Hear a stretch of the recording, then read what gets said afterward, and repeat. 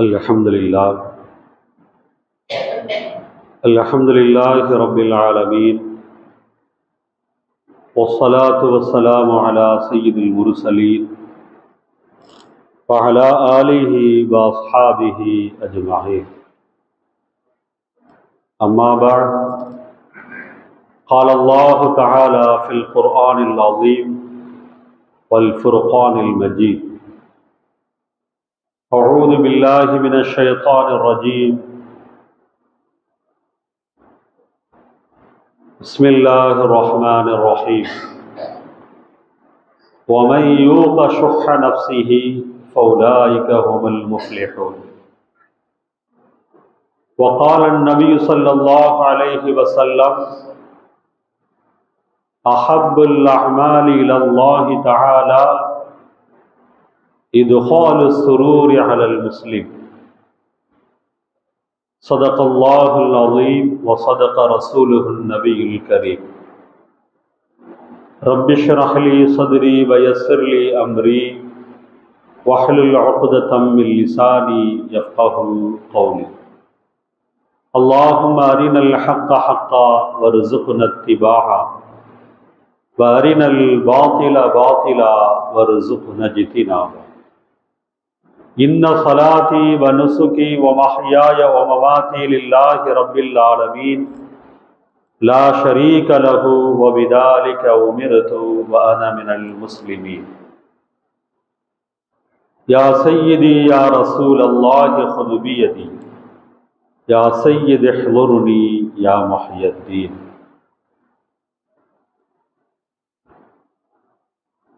எல்லாம் வல்ல அல்லாஹ் ஜல்ல ஷானுஹு தஆலாவின் மேலான அன்பும் அருளும் நம் மீது இன்றும் என்றும் உண்டாவதாக. அல்லாஹுவின் பொருத்தம் பெற்ற நல் அடியார்களாக அல்லாஹ் நம்மை கபூல் செய்வானாக. ஈமானுடன் வாழ்ந்து ஈமானுடனேயே மரணிக்கிற பாக்கியத்தை அல்லாஹ் நம் எல்லோருக்கும் தந்தருள்வானாக. அருமையானவர்களே, சில தினங்களில் புத்தாண்டு பிறக்க இருக்கிறது. புத்தாண்டு என்று சொன்னவுடன் ஆங்கில புத்தாண்டு, ஆங்கில வருட பிறப்பு என்று நீங்கள் நினைத்து விட வேண்டாம். புத்தாண்டு என்று சொல்வது இஸ்லாமிய புத்தாண்டு. அரபுலத்துல, அரபு நாடுகள்ல இஸ்லாமிய புத்தாண்டு என்பது வெகு விமரிசையாக கோலாகலமாக கொண்டாடப்படும். அது வருவதற்கு சில நாள்களுக்கு முன்னாடியே மக்கள் எல்லாம் சந்தோஷமாக இருப்பார்கள்.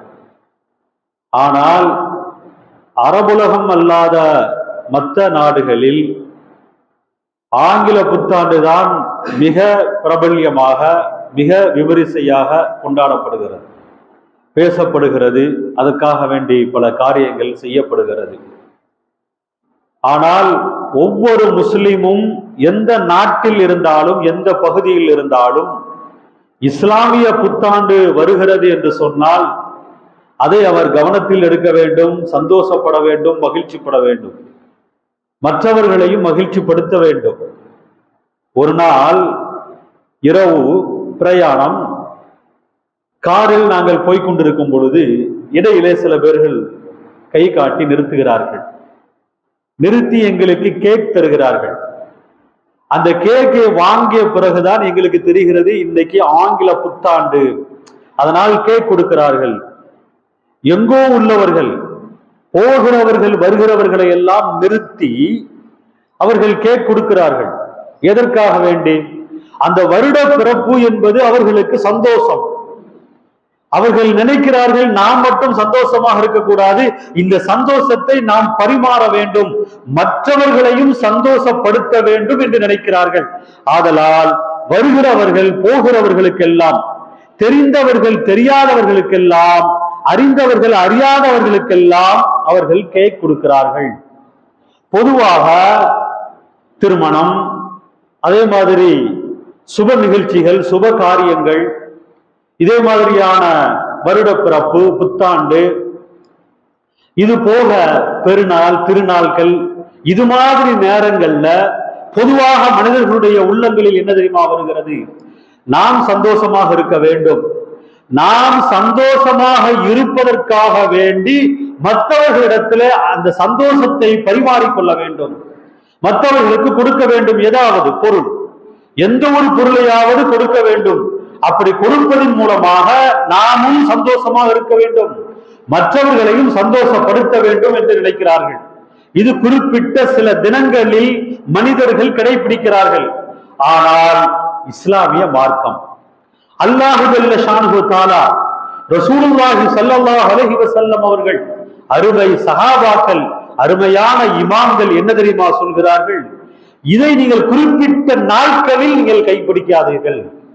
ஒரு குறிப்பிட்ட நாட்களில் மட்டும் நான் சந்தோஷமாக இருப்பேன், நான் சந்தோஷத்தை பரிமாறிக்கொள்கிறேன், மற்றவர்களிடத்தை நான் என்னுடைய அன்பை வெளிப்படுத்துமாக, சந்தோஷத்தை வெளிப்படுத்தும் முகமாக அவர்களை சந்தோஷப்படுத்தும் விதத்திலே நான் எதையாவது பொருட்களை கொடுத்து நான் பரிமாறிக்கொள்கிறேன் என்று சொல்லி ஒரு குறிப்பிட்ட நாட்களில், அது பொதுவான குறிப்பிட்ட நாட்களாக இருந்தாலும் சரிதான், வருட பிறப்பு, அது மாதிரி பெருநாட்கள், திருநாட்கள், இது மாதிரியான பொதுப்படையான நாட்களாக இருந்தாலும் சரிதான், அல்லது உங்களுடைய வீட்டு விசேஷங்கள், உங்களுடைய தனிப்பட்ட சந்தோஷமான நாட்கள், தினங்கள் என்பது மட்டுமல்ல, பொதுவாக ஒவ்வொரு நாளிலேயுமே நீங்கள் உங்களுடைய சந்தோஷத்தை நீங்கள் பரிமாறிக்கொள்ள வேண்டும்.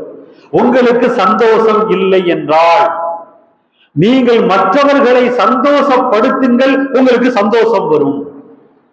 இஸ்லாம் சொல்கிறது விஷயம் அதுதான், அல்லாஹும் சொல்வது அதுதான், ரசூலுல்லாஹி ஸல்லல்லாஹு அலைஹி வஸல்லம் அவர்களும் சொன்னார்கள்.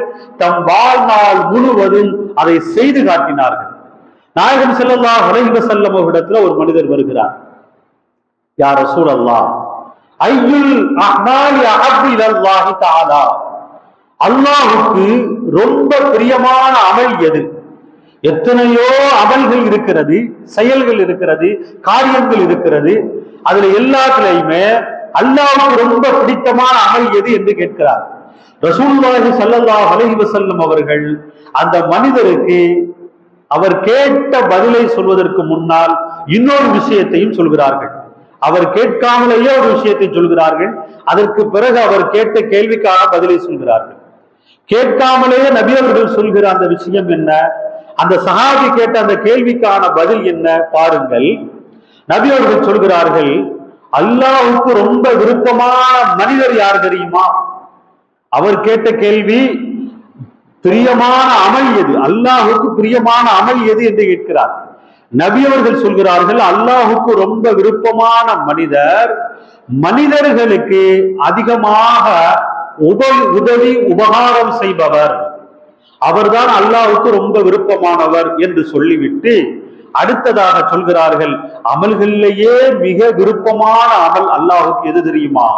ஒரு மனிதர் இன்னொரு மனிதனுடைய உள்ளத்திலே சந்தோஷத்தை ஏற்படுத்துகிறார் அல்லவா, இதுதான் அல்லாஹ்வுக்கு ரொம்ப விருப்பமான பிடித்தமான அமல் என்று ரசூலுல்லாஹி ஸல்லல்லாஹு அலைஹி வஸல்லம் அவர்கள் அந்த மனிதர் கேட்ட கேள்விக்கான பதிலை சொல்கிறார்கள்.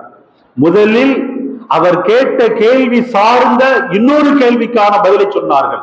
மனிதர்களிலேயே அல்லாஹ்வுக்கு விருப்பமான மனிதர் யார் என்பதை சொன்னார்கள். இரண்டாவது அவர் கேட்ட கேள்விக்கு பதிலை சொல்கிறார்கள். மூன்றாவதாக அதற்கான விளக்கங்களை அந்த சஹாபிக்கு கொடுக்கிறார்கள். எப்படி? ஒரு மனிதர் பசித்திருக்கிறார் என்றால் அவருக்கு நீ பசிக்கு உணவு கொடுக்கிறாய் என்றால் அது மிக சிறந்த அமல், அல்லாஹ்வுக்கு ரொம்ப பிடித்தமான அமல். அல்லது ஒரு மனிதர் தாகத்தில் இருக்கிறார் என்றால் அவருடைய தாகத்தை நீ தீர்க்கிறாய் என்று சொன்னால் அது அல்லாஹ்வுக்கு மிக விருப்பமான செயல். ஒரு மனிதர் கஷ்டப்படுகிறார், அவர் கஷ்டத்தை நீ நீக்குகிறார். ஒரு மனிதர் கடன் பட்டிருக்கிறார், அவருடைய கடனை நீ நீக்குகிறாய். இப்படி ஒவ்வொரு மனிதர்களையும் எந்த ஒரு மனிதர் எந்த ஒரு தேவை உடையவராக இருக்கிறாரோ அந்த தேவையை போக்கி நீக்கி அவருக்கு நீ சந்தோஷத்தை கொடுத்து விட்டாய் என்றால் அதுதான் அல்லாஹ்வுக்கு மிக விருப்பமான அமல் என்று ரசூலுல்லாஹி ஸல்லல்லாஹு அலைஹி வஸல்லம் அவர்கள் அந்த மனிதருக்கு தெளிவுபடுத்தி கொடுத்தார். நாயகம் ஸல்லல்லாஹு அலைஹி வஸல்லம் அவர்கள் வாழ்ந்த காலத்தில் எத்தனை மனிதர்களை சந்தோஷப்படுத்தியிருக்கிறார்கள் தெரியுமா? ஒரு சந்தர்ப்பத்தில் நபியிடத்திலே ஒரு வழக்கு வருகிறது, ஒரு மரம் சார்ந்த ஒரு வழக்கு. அந்த வழக்கு அந்த மரம் எனக்குரியது என்று ஒருவர் சொல்கிறார். இன்னொரு சஹாபி சொல்கிறார், இல்ல அந்த மரம் எனக்குரியது என்கிறார். அபூ லுபாபா என்கிற அந்த சஹாபி தான் சொல்கிறார்கள், இந்த மரம் எனக்கு உரியது என்று. ஆனால் அந்த மரம் நீண்ட நாட்களாக யாருக்கு உரியதாக சொல்லப்பட்டு வந்தது என்றால், ஒரு அனாதை சிறுவருக்கான மரம் என்றுதான் அந்த அனாதை சிறுவரும் நினைத்திருந்தார், மற்றவர்களும் நினைத்திருந்தார்கள். இந்த நேரத்தில் அபூ லுபாபா அவர்கள் இந்த மரம் எனக்குரியது என்று சொன்னவுடன் வழக்கை நபி இடத்திலே கொண்டு வரப்படுகிறது. நபி ஸல்லல்லாஹு அலைஹி வஸல்லம் அவர்கள் இந்த வழக்கை விசாரிக்கிறார்கள். ஆதாரத்தின் அடிப்படையில் தான் நபி அவர்கள் தீர்ப்பு செய்வார்கள். அப்ப அபூ லுபாபா அவர்களிடத்துல இந்த மரம் உங்களுக்கு உரியது என்கிற ஆதாரம் என்ன என்று கேட்கிறார்கள். அபூ லுபாபா அவர்கள் ஆதாரத்தை சமர்ப்பிக்கிறார்கள். ஆதாரத்தின் அடிப்படையில் ரசூலுல்லாஹி ஸல்லல்லாஹு அலைஹி வஸல்லம் அவர்கள் அந்த மரம், ஒரே ஒரு மரம் அபூ லுபாபாவுக்கு உரியது என்று தீர்ப்பு செய்கிறார்கள். அப்படி தீர்ப்பு ஆன நேரத்துல அந்த சிறுவருடைய உள்ளம் என்ன ஆகும் சொல்லுங்கள்? அவர் ஒரு அனாதை சிறுவர், அவருக்கு தந்தை இல்லை, அவருக்கு ஆதரவு இல்லை, அடைக்கலம் இல்லை, வாழ்வாதாரம் இல்லை. அந்த மரத்தில் இருந்து கிடைக்கிற அந்த பேரிச்சம்பழத்தை வைத்துத்தான் அவர் சாப்பிட்டு கொண்டிருக்கிறார். இந்த தருணத்தில் இருந்த அந்த மரமும் கையை விட்டு போகிறது என்றால் அவருடைய நிலைமை எப்படி இருக்கும்? அப்படியே தோய்ந்து போய் விற்கிறார். அடுத்து என்ன செய்வது என்று தெரியாமல் நிற்கதியாகி உள்ளம் சோர்ந்து முகமெல்லாம் வாடி போய் நிற்கிறார். நாயகம் ஸல்லல்லாஹு அலைஹி வஸல்லம் அவர்கள் அந்த சிறுவரை பார்க்கிறார்கள். இப்படி கவலையிலே தோய்ந்து போய் விட்டாரே என்று சொல்லி நாயகம் ஸல்லல்லாஹு அலைஹி வஸல்லம் அவருடைய உள்ளமும் வாடுகிறது. அபூ லுபாபாவை அழைத்து பேசுகிறார்கள். அபூ லுபாபா அவர்களே, அந்த சிறுவரை பாருங்கள், அவருக்கு இருந்தது அது ஒரு மரம்தான். ஆனால் அந்த மரம் உங்களுக்கு உரியது என்று தீர்ப்பாகிவிட்டது. நீங்கள் நினைத்தால் அந்த மரத்தை அந்த சிறுவருக்கு நீங்கள் கொடுத்து விடலாம், கொடுத்து விடுங்களேன் என்று சொல்கிறார்கள். அப்பொழுது அபூ லுபாபா அவர்கள் சொல்கிறார்கள், இல்லை சொல்லலாம், நான் அதை கொடுக்கவில்லை, நான் விரும்பவில்லை, அந்த மரம் நான் தான் வைத்துக் கொண்டு போகிறேன், நான் கொடுக்கவில்லை என்று.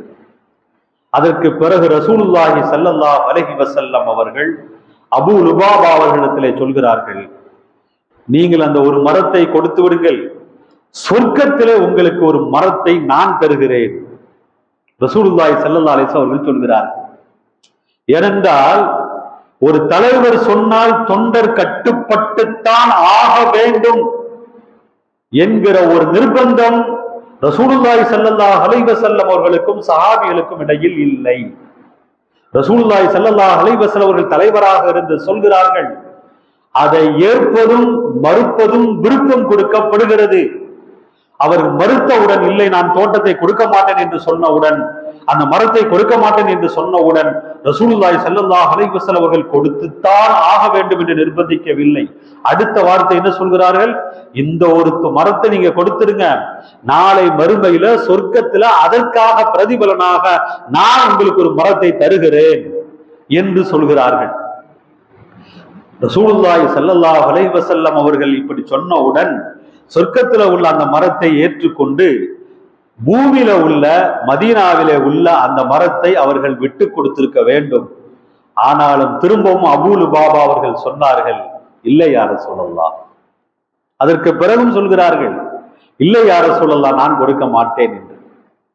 அப்ப சொர்க்கத்தில உள்ள மரம் வேணுமா அல்லது பூமியில உள்ள இந்த மரம் வேண்டுமா என்றால் அபூ லுபாபா அவர்கள் இல்ல சொர்க்கத்துல உள்ள அந்த மரத்தை விட எனக்கு இந்த மரம் தான் வேண்டும் என்று கேட்கிறார்கள். அதற்கான காரணம் என்ன? அபூ லுபாபாவுடைய யதார்த்த நிலை என்ன? அதையெல்லாம் அபூ லுபாபா அவர்களுக்கும் அல்லாஹுக்கும் மத்தியில உள்ள வெளிச்சம். அதை பற்றி நாம் குறை சொல்வதோ குறையாக தவறாக நினைப்பதோ அது நமக்கு பொருத்தமானது அல்ல. ஆனாலும் அபூ லுபாபா அவர்களிடத்துல சொல்வதை, சொர்க்கத்தில் ஒரு மரம் உங்களுக்கு நான் இதற்கு பகரமாக தருகிறேன் என்று சொல்வதை கொஞ்ச தூரத்துல இருந்த ஒரு சஹாபி கேட்கிறார்கள்.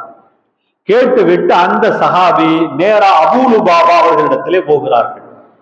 போய் அபூ லுபாபா அவர்களிடத்திலே சொல்கிறார்கள், அபூ லுபாபா அவர்களே, இந்த ஒரு மரத்திற்கு பகரமாக நான் மதீனாவிலே இந்த இடத்திலே எனக்கு ஒரு தோட்டம் இருக்கிறது, சுமார் 100 பேரீச்ச மரங்கள் உள்ள தோட்டம் இருக்கிறது.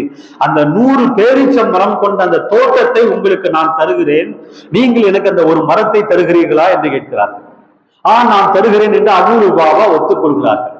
அப்ப உலக சூழல், உலகத்தினுடைய தேவை, உலக நிர்பந்தம் என்பது சஹாபாக்களிடத்திலேயும் இருந்திருக்கிறது. அவர்களுக்கு கொடுக்க கூடாது என்கிற ஒரு எண்ணம் இல்லை. 100 மரம் கிடைக்கிறது என்று சொன்னால் அதை கொண்டு தன் தேவைகளை, தற்கால நிர்பந்தமான அந்த தேவைகளை பூர்த்தி செய்து கொள்ளலாம் என்று எண்ணிக்கொண்டு அபூ லுபாபா அவர்கள் அந்த சஹாபி இடத்திலே சம்மதம் தெரிவிக்கிறார்கள். சம்மதம் தெரிவித்தவுடன் அந்த 100 மரம் உள்ள அந்த தோட்டத்தை நீங்கள் எடுத்துக்கொள்ளுங்கள், இந்த ஒரு மரத்தை நான் எடுத்துக்கொள்கிறேன் என்று சொல்லிவிட்டு ரசூலுல்லாஹி ஸல்லல்லாஹு அலைஹி வஸல்லம் இடத்தில் அந்த சஹாபி வருகிறார்கள். யா ரசூலல்லாஹ், நான் அபூ லுபாபா அவர்களிடமிருந்து அந்த ஒரு மரத்தை நான் வாங்கி உங்களுக்கு நான் தந்து விடுகிறேன், அல்லது அந்த அனாதை சிறுவருக்கு நான் கொடுத்து விடுகிறேன்.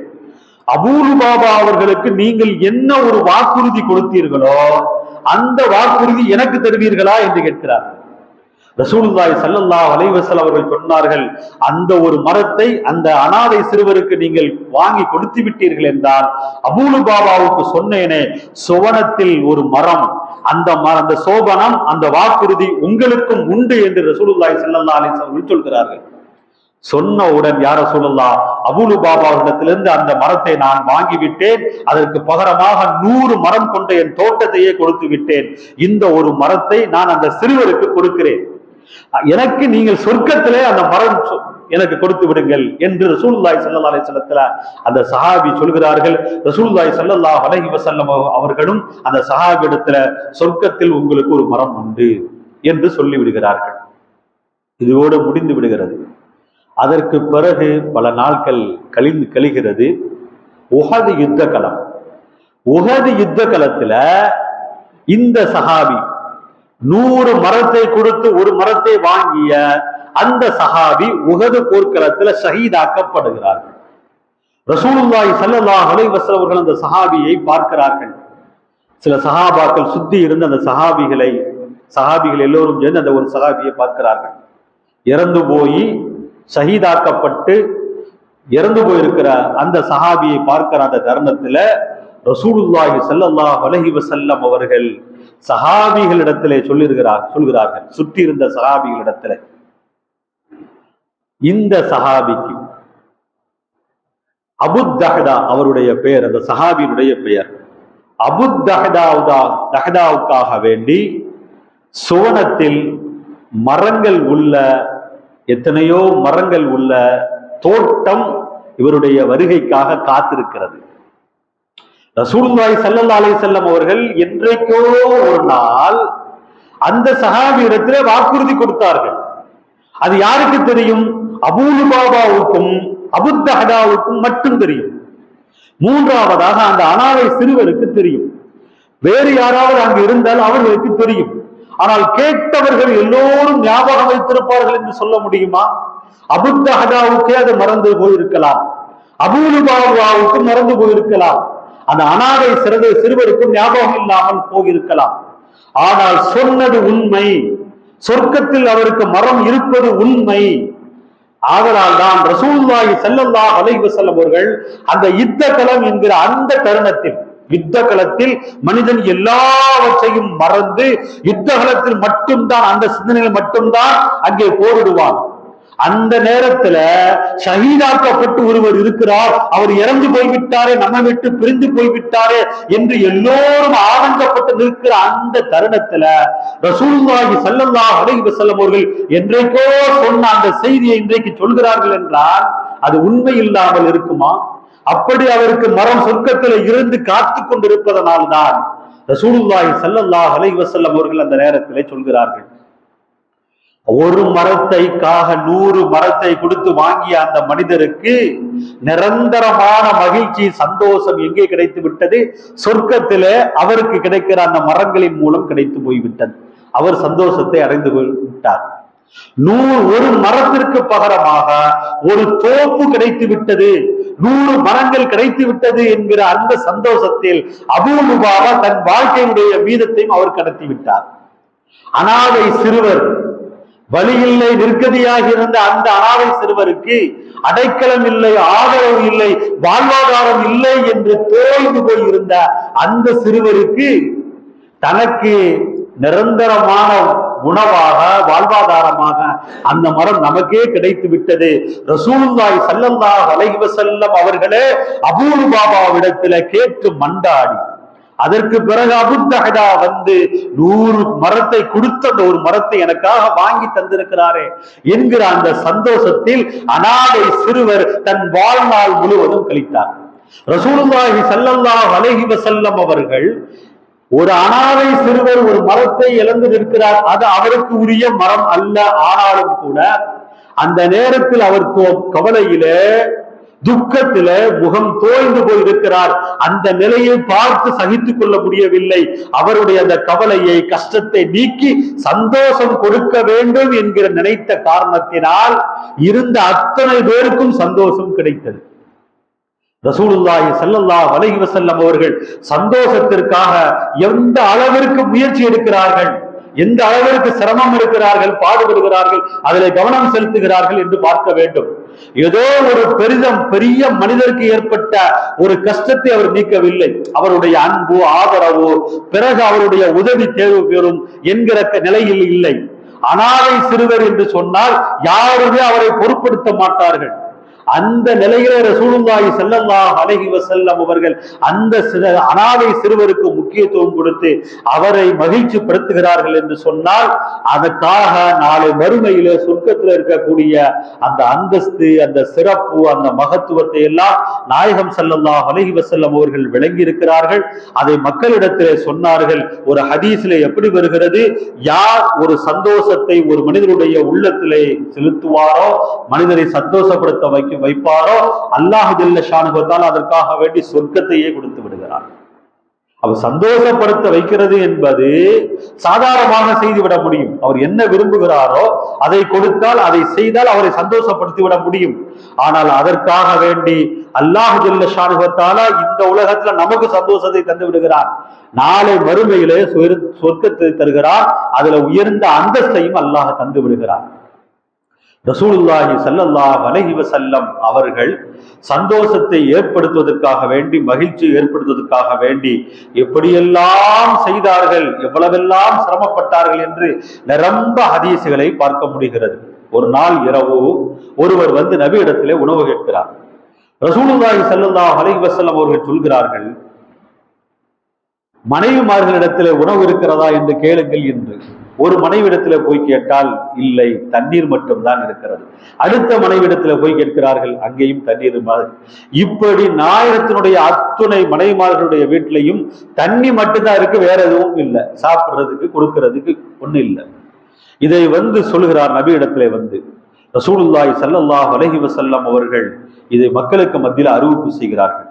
என்னுடைய மனைவிமார்களுடைய வீட்டுல இந்த வந்திருக்கக்கூடிய ஒரு ஏழைக்காக வேண்டி அவருடைய பசியை போக்குவதற்கு என் மனைவிமார்களுடைய வீடுகளுக்கு ஆளை அனுப்பினேன், தண்ணீரை தவிர வேறு எதுவும் இல்லை. உங்களிடத்தில் ஏதாவது இருந்தால் இவருடைய பசியை போக்குங்கள் என்று சொல்கிறார். அந்த நேரத்துல ஒருவர் எழுந்திருக்கிறார், ஒரு சஹாபி எழுந்திருக்கிறார்கள். யார சொல்லலாம், இவருடைய பசியை போக்கி அவரை நான் சந்தோஷப்படுத்துகிறேன் என்று சொல்கிறார். சொல்லிவிட்டு அந்த பசியோடு இருக்கக்கூடிய மனிதரை அழைத்து வீட்டுக்கு வருகிறார். வீட்டிற்கு வந்து மனைவியை அழைத்து கேட்கிறார், சாப்பிடுவதற்கு வீட்டில் ஏதாவது இருக்குதா? இருக்குது என்கிற தைரியத்தில் அவர் அழைத்து வரவில்லை. தான் வீட்டுல இவருக்கு கொடுப்பதற்கு உணவு இருக்கிறது, காசு இருக்கிறது, வசதி இருக்கிறது, வாய்ப்பு இருக்கிறது என்று தெரிந்து கொண்டு வரவில்லை. யாருமே கொடுப்பதற்கு ஒன்றுமில்லாமல் இருக்கிற அந்த நிலையிலே ரசூலுல்லாஹி ஸல்லல்லாஹு அலைஹி வஸல்லம் அவர்களால் கொடுக்க முடியவில்லை. நம்மால் ஏதாவது இருந்தால் கொடுக்க முடியுதா என்று பார்ப்போம் என்று அழைத்து விட்டு வந்து விட்டார். மனைவியிடத்திலே கேட்கிறார். மனைவி சொல்கிறார், பிள்ளைகளுக்கு மட்டும்தான் கொடுப்பதற்கு உணவு இருக்கிறது, உங்களுக்கு எனக்கு கூட உணவு இல்லை. கவனிங்க, சஹாபாக்கள் எந்த நிலையில இருக்கிறாங்கன்னு பாருங்க. ரசூலுல்லாஹி ஸல்லல்லாஹு அலைஹி வஸல்லம் அவர்கள் சொன்னார்கள் என்கிற காரணத்திற்காக வீட்டிற்கு அழைத்து விட்டு வந்தாச்சு.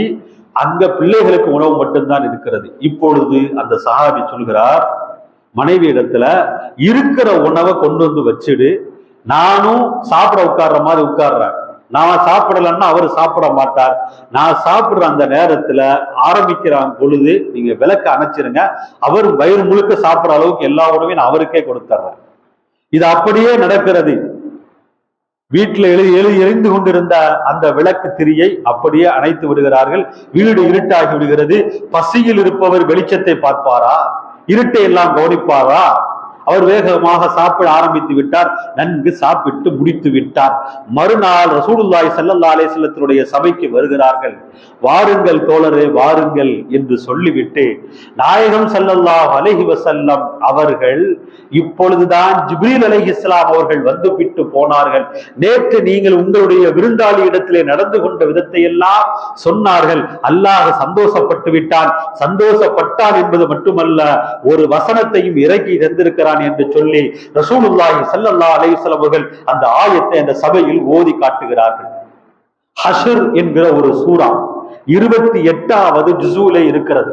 59வது சூரா. 59வது சூறாவிலே உள்ள 9வது வசனத்துல அல்லாஹ் ஜல்ல ஷானஹு தஆலா மதீனவாசிகளை குறிப்பிடுகிறார். இந்த சஹாபி மதீனாவாசி. சஹாபிகள்ல மக்காவாசி முஹாஜிர் சஹாபி என்று ஒன்று, அன்சாரி சஹாபிகள் என்று ஒன்று. இவர்கள் மதீனாவை சார்ந்த அன்சாரி சஹாபி. அன்சாரிகள் ஒட்டு மொத்தத்தையும் அல்லாஹ் புகழ்கிறான் அந்த 9வது வசனத்துல. வல்லதீன தபவ்வஉ தார வல் ஈமான மின் கப்லிஹிம் யுஹிப்பூன மன் ஹாஜர இலைஹிம் என்று சொல்லி அல்லாஹ் மதீனாவாசிகளை புகழ்ந்து விட்டு, அவர்கள் தங்களுக்கு தேவை இருந்தாலுமே தேவை இருக்கவே மற்றவர்களுக்கு கொடுப்பார்கள், தான் பசியோடு இருந்தாலும் மற்றவர்களுக்கு கொடுப்பார்கள் என்று சொல்லி அல்லாஹ் ஆயத்தை இறக்கி வைத்துவிட்டு, யார் உள்ளத்தினுடைய கஞ்சத்தனத்தில் இருந்து யார் பாதுகாக்கப்பட்டாரோ அவர்கள் வெற்றியாளர்கள் என்று அல்லாஹ் ஜல்ல ஷானஹு தஆலா அந்த ஆயத்தை முடிக்கிறார். இது கியாமத் நாள் வரை அந்த வசனம் குர்ஆனிலே உண்டு. மதீனாவாசிகளை அல்லாஹ் புகழ்கிறார். யாரின் மூலமாக? இந்த ஒரு சஹாபியின் மூலமாக. அபூ தல்ஹா என்கிற இந்த ஒரு சஹாபியினால் ஒட்டுமொத்த மதீனாவாசிகளையும் அல்லாஹ் புகழ்கிறார். புகழ்வதோடு மட்டுமல்ல, அந்த சஹாபியும் அல்லாஹ் புகழ்ந்திருக்கிறான். இது கியாமத் நாள் வரை இருக்கும். இது ஒரு வசனம். இதே மாதிரி இன்னொரு வசனம் உண்டு சூரத்துல் கஹ்ஃப் என்கிற சூறாவிலே. அந்த சூறாவிலே 77வது வசனத்துல ஒரு விஷயத்தை அல்லாஹ் சொல்கிறான். எப்படி? 2 நபிமார்கள் ஒரு ஊருக்கு போனார்கள். அந்த ஊர்வாசிகளிடத்திலே சாப்பிடுவதற்கு உணவு கேட்டார்கள். அந்த 2 நபிமார்களுக்கும் உணவு கொடுக்க அவர்கள் மறுத்தார்கள். இல்ல, நாங்க தரமாட்டோம் என்று சொன்னார்கள் என்று அல்லாஹ் சொல்கிறான். இந்த செய்தி கியாமத் நாள் வரை அங்கே இருக்கிறது. நிலைமை என்ன தெரியுமா? அந்த ஊர்வாசிகள் யார் என்று சொன்னால் தற்காலத்திலே இருக்கக்கூடிய சோமாலியா என்கிற அந்த பகுதி, அந்த நாடு. அன்றைக்கு ஏற்பட்ட அந்த வறுமை இன்றைக்கு வரைக்கும் இருக்கிறது. என்ன காரணம்? ஒருவருடைய தேவையை இருந்து கேட்டும் கூட கொடுக்கவில்லை. அவர்களால் கொடுக்க முடியும் என்ற ஒரு நிலை இருந்து கூட அவர்கள் செய்யவில்லை. ஆதலால் அன்றையிலிருந்து இன்றைக்கு வரைக்கும் அவர்களுக்கு வறுமை இருக்கிறது. அந்த குர்ஆனுக்கு ஜபர் ஜேர் போடக்கூடிய காலகட்டத்துல ஹஜ்ஜாஜ் இப்னு யூசுப் என்பவர் ஜபர் ஜேர் போடுகிறார், புள்ளி வைக்கிறார். ஆரம்ப காலத்துல குர்ஆனுடைய எழுத்துக்கள்ல புள்ளி கூட இல்லாமல் தான் இருந்தது. அந்த நேரத்துல அந்த ஊர்வாசிகள் வந்து கேட்டார்களா, அப்படிங்கிறதுல பேக்கு கீழே புள்ளி வைக்காம மேல 2 புள்ளி என்று வையுங்கள், நீங்கள் என்ன கேட்டாலும் நாங்கள் தருகிறோம் என்று சொன்னார்களாம். எங்களுக்கு ஒரு இகழ்வு ஏற்பட்டு விட்டது, இது கியாமத் நாள் வரை இருக்கும். எல்லாரும் அந்த வசனத்தை படிக்கக்கூடியவர்களாம் எங்களை தூற்றுவார்கள், எங்களை ஒரு மோசமான கீழ்த்தரமாக எண்ணுவார்கள். அதனால் நீங்க பாவை தாவாக மாத்துங்கள். என்றால் கொடுத்தார்கள் என்கிற அர்த்தம் வந்துடும். உணவு கேட்டார்கள், உணவு கொடுத்தார்கள் என்கிற அர்த்தம் வந்துடும். அதை மாத்துங்கன்னு சொன்னாங்களாம். ஹஜ்ஜாஜ் இப்னு யூசுப் சொன்னாரா, இல்ல இல்ல, எத்தனையோ பாவங்களை நான் செய்து விட்டேன், நான் செய்கிற ஒரு உருப்படியான இந்த ஒரு அமல் இதுதான், இதையும் நீங்க பாழாக்கி விடாதீர்கள், நான் செய்ய மாட்டேன், இப்படித்தான் எழுதுவேன் என்று சொல்லி என்று அந்த இடத்துல பா என்று சொல்லி கீழே புள்ளி ஒரு புள்ளி மட்டும் வைத்து செய்தார். அப்ப அல்லாஹ் ஜல்ல ஷானஹு தஆலா ஒரு சோமாலியா என்கிற அந்த நாட்டை சார்ந்தவர்கள் உணவு கொடுக்கவில்லை என்று குர்ஆனிலே பதிவு செய்து விட்டால் அது கியாமத் நாள் வரை இருக்கிறது. அபூ தல்ஹா என்கிற ஒரு சஹாபி உணவு கொடுத்தார்கள், அதையும் அல்லாஹ் பதிவு செய்து கியாமத் நாள் வரை வைத்திருக்கிறார். மதீனாவிற்கு அல்லாஹு ஜல்ல ஷானஹு வ தஆலா அந்த மதீனவாசிகளையே அந்த வசனத்திலே புகழ்ந்து விட்டால் மதீனாவிலே அன்றைக்கும் செழிப்பு தான், இன்றைக்கும் செழிப்பு தான், கியாமத் நாள் வரை மதீனமா நகரம் செழித்துதான் இருக்கும்.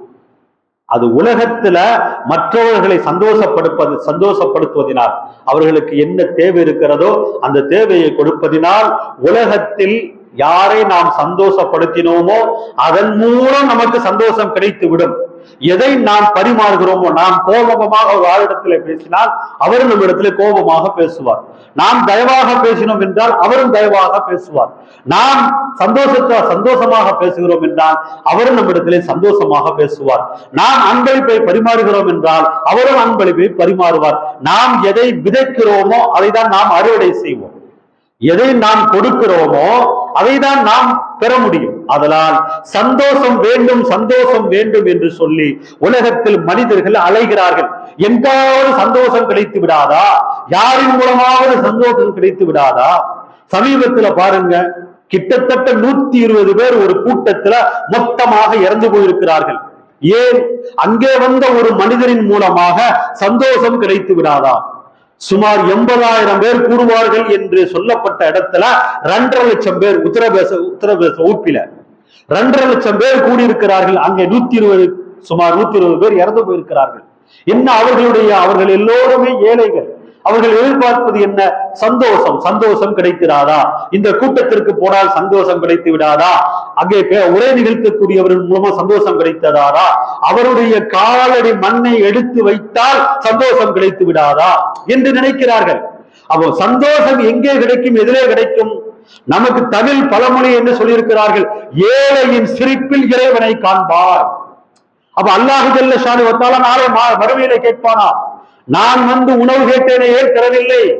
நான் வந்து தண்ணீர் கேட்டேனே ஏன் தரவில்லை? ரப்பே, உலகத்துக்கு நீதானே உணவு கொடுக்கிறாய், நீதானே தண்ணீர் கொடுக்கிறாய், உனக்கு எது பசி, உனக்கு எது தாகம்? இந்த மனிதர் இந்த நேரத்திலே வந்து உணவு கேட்டாரே, நீ கொடுத்திருக்கலாம் அல்லவா? அப்படி கொடுத்திருந்தால் அது எனக்கு கொடுத்த மாதிரி ஆகவால் என்னை நீ கண்டிருப்பாய் என்று. அப்ப ஆதலால் சந்தோஷம் வேண்டும் என்று யார் நினைக்கிறார்களோ அந்த சந்தோஷம் வெளியில் இல்லை, எங்கோ இல்லை, யாரிடத்திலோ இல்லை, உங்களிடத்தில் தான் இருக்கிறது, உங்கள் உள்ளத்தில் தான் இருக்கிறது. அந்த சந்தோஷத்தை நீங்கள் வேறு யாருக்காவது கொடுங்கள், அதன் மூலம் உங்களுக்கு இந்த உலகத்துல சந்தோஷம் கிடைக்கும்.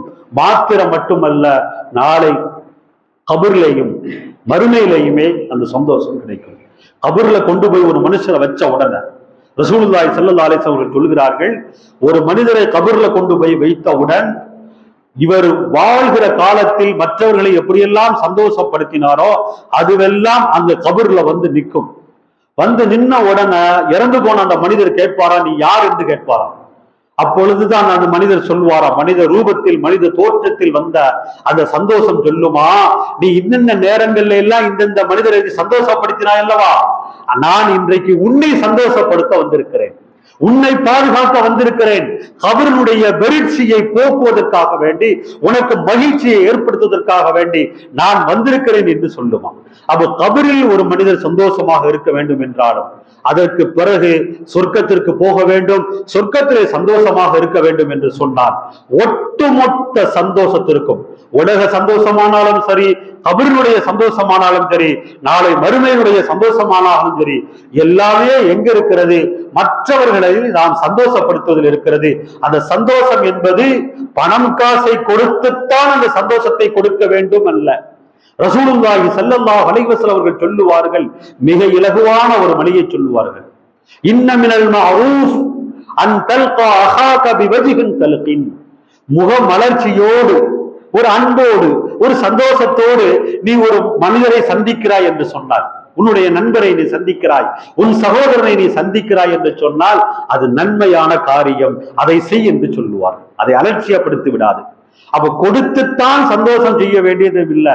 நம்மளுடைய பேச்சின் மூலமாக, நம்மளுடைய பாவனையின் மூலமாக, செயலின் மூலமாக மற்றவர்களுக்கு சந்தோஷத்தை கொடுக்க முடியும். அப்படி சந்தோஷத்தை கொடுப்பதின் மூலமாக இந்த உலகத்தில் நாம் சந்தோஷமாக இருக்கலாம். அது மாதிரி நாளை மறுமையிலையும் சந்தோஷமாக இருக்கலாம்.